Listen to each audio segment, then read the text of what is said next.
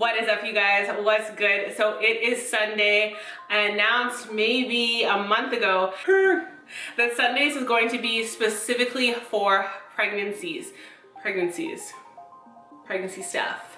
So moving forward, every single Sunday, I'm going to be dropping stuff about pregnancy, whether it be my experiences, my must-haves for pregnancies, my mom hacks, whatever it may be. I'm going to try and go in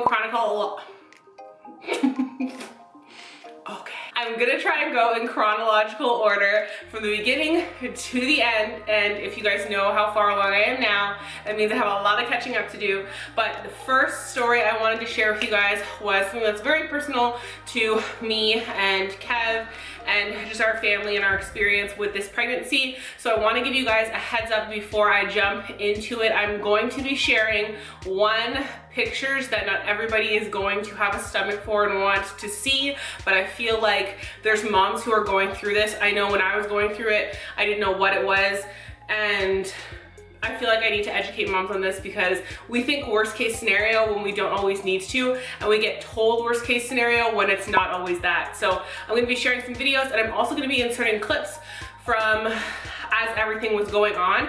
I obviously wasn't vlogging like with camera in hand, so the quality isn't going to be great, but I wanted to kind of capture my emotion in that moment because this experience thus far has been surreal. So we are going to get into the details of the beginning of my pregnancy, and I guess we just gonna jump into it.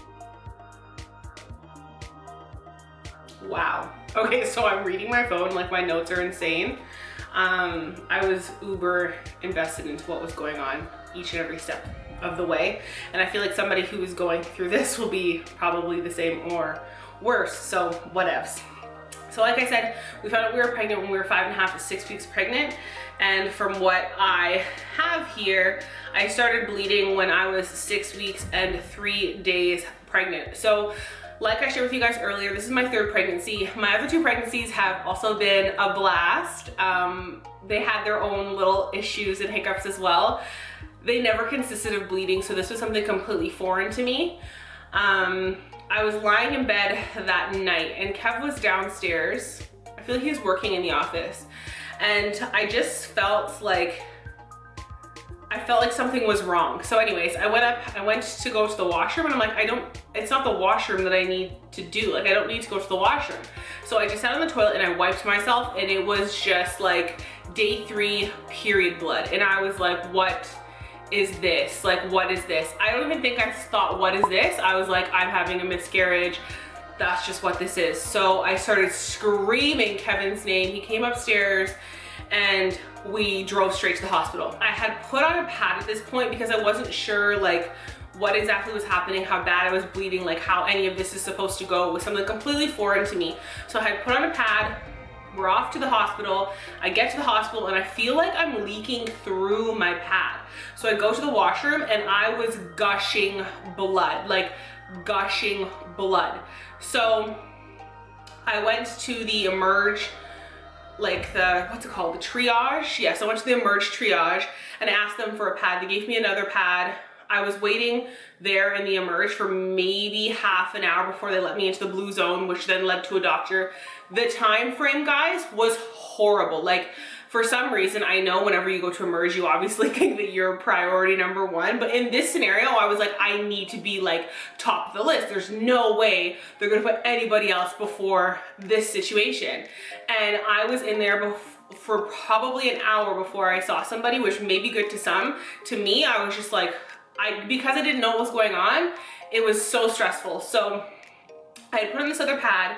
I've now gone through 2 pads in the span of an hour. And like I said, I don't know how else to explain it other than gushing. I was gushing. I could feel it gushing.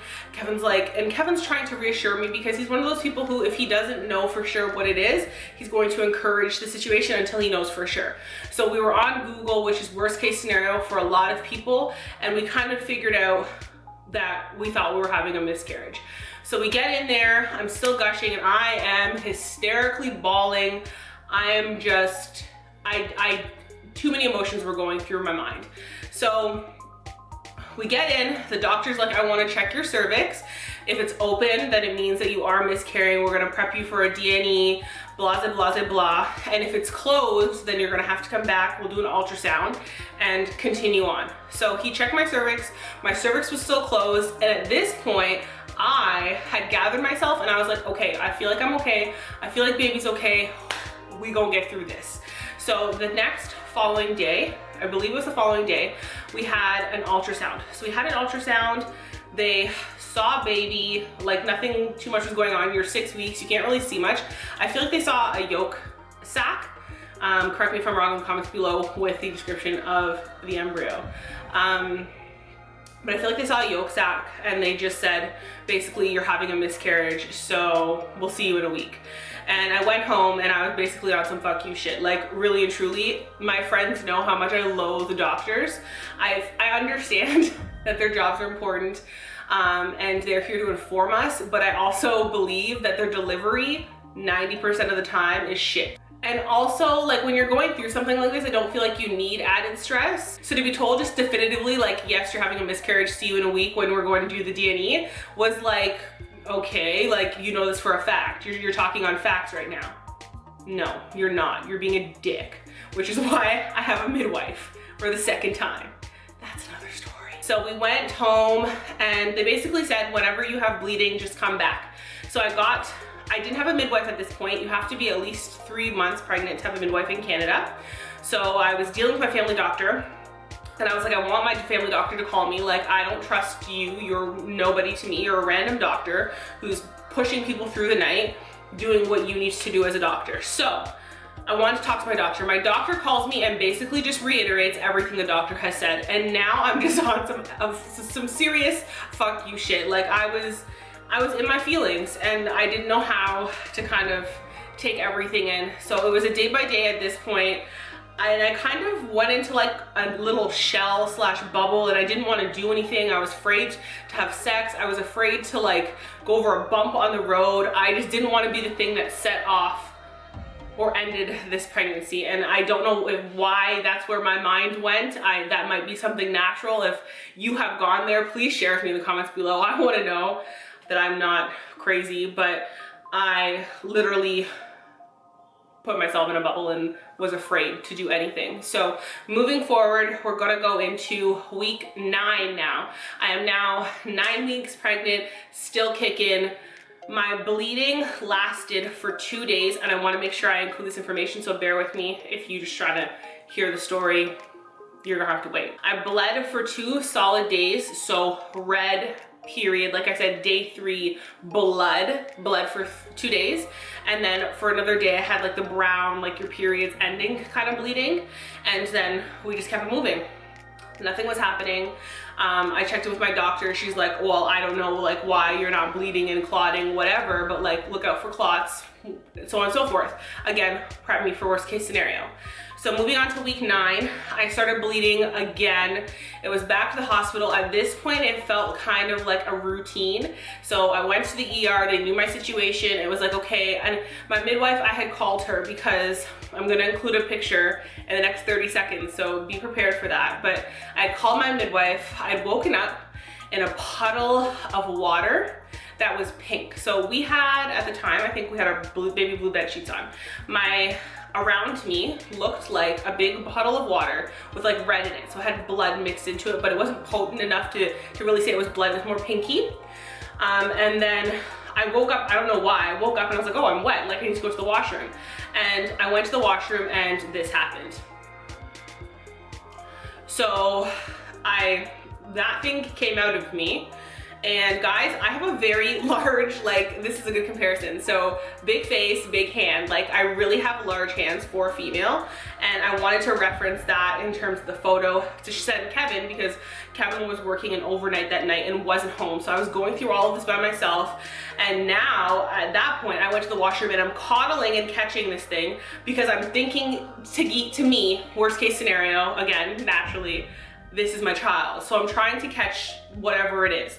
So I catch it, I put it into a piece of toilet paper and I put it on our like our jacuzzi tub, and that's just sitting there. And the doctor had told me previously, if you have any clotting, whatever it may be, don't hesitate to put it in a bag and bring it to me. I needed to know what was in that. So after I dissected it, because I did, I'm not gonna lie, I dissected it. I wanted to know if there was something in there. I put it in a bag and off to the hospital. Once again, I went. I have some footage from this, so I will insert that now and then I will continue the story. So I just got moved to the treatment lounge.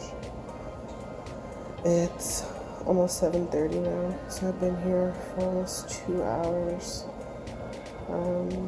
I gave the doctor my clot, and she said that looks like it's all blood, no tissue, so that's good news.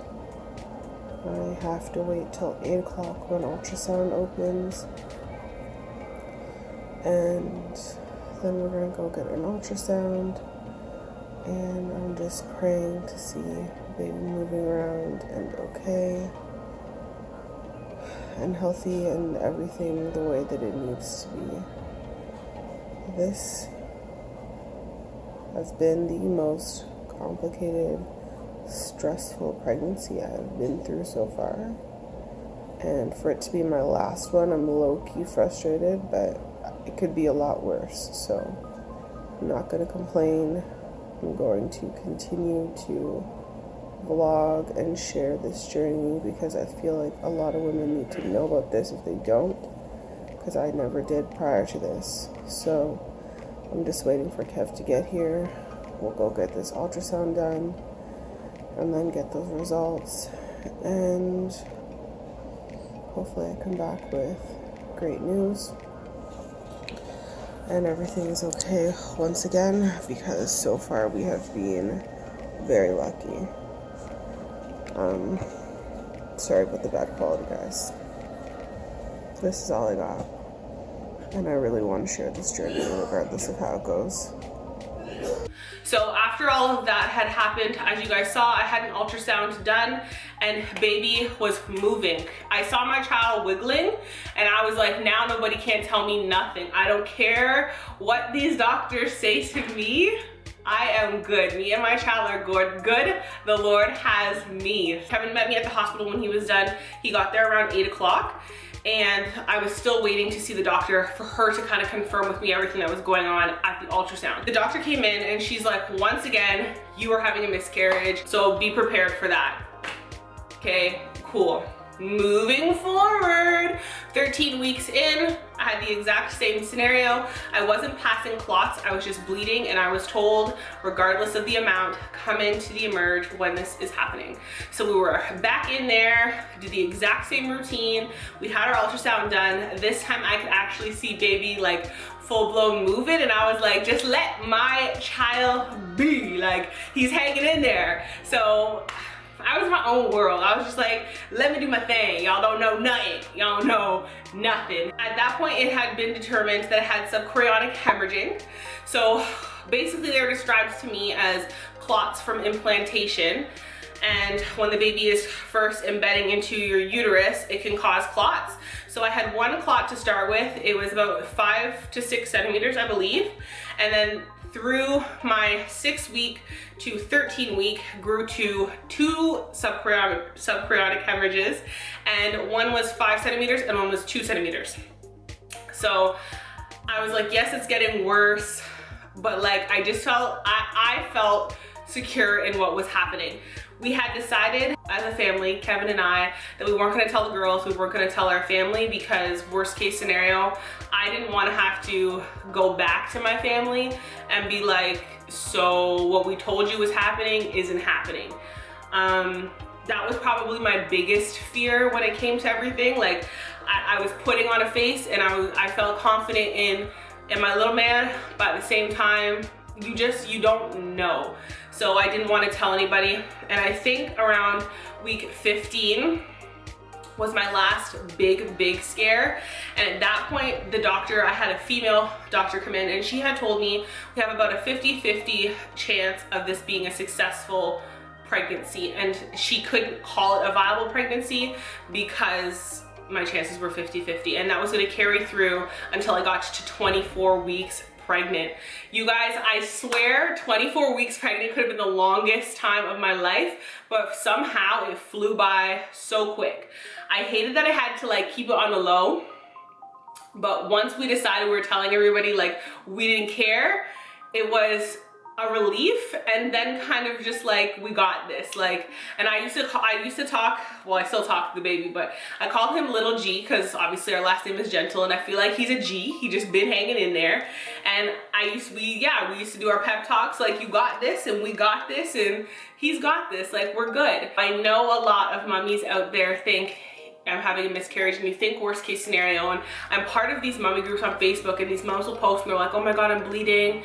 And I will be one of the few moms who is like, honestly, don't think worst case scenario, because this is my story and this could be your story as well. Like, it's not always worst case scenario. It's easy for us to go there, but it's not always what it is. So I wanted to come and share my story with you guys today, because I want moms to know that there's hope out there. And even if this doesn't turn out to be your scenario, I just want to make moms aware, because prior to this, I had no idea what subchorionic hemorrhaging was, and it was all brand new to me. All we know is that when we're pregnant, if we bleed, you're having a miscarriage. Like, that's just what you assume as a new mom, and that's not what it was for me. So I wanted to share this with you guys. I hope this gives somebody hope, and I hope that it reassures you that the possibility for something good coming out of what feels like a horror story right now is something amazing.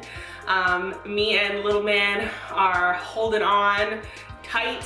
There is still a few things that come along with subchorionic hemorrhaging, which is small babies and early deliveries, but we have passed our week of viability, so I feel highly blessed and favored, and I am excited for what's to come.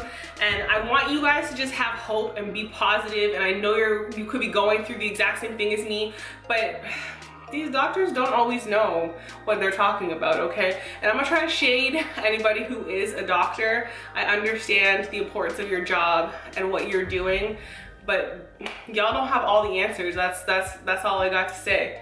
Y'all don't got all the answers, and sometimes it's bigger than you and me. So that is it for today. I hope that you guys enjoyed this story. If you did, please make sure to give it a thumbs up. I hope it was informative and helpful to all of my new mommies, new with 0 babies, new with 10.